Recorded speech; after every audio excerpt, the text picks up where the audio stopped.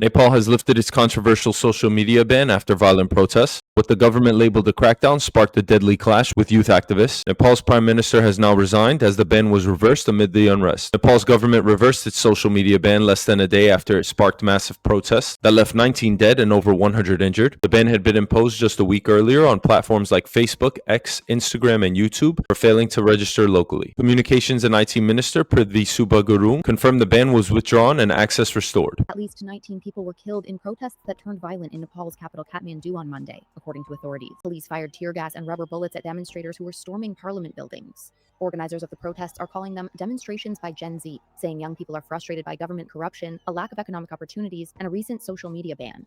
An ambulance and a security personnel building were set on fire while the rioters hurled rocks at police guarding the legislature. Police told Reuters that more than 100 people, including 28 police personnel, were receiving medical treatment for injuries.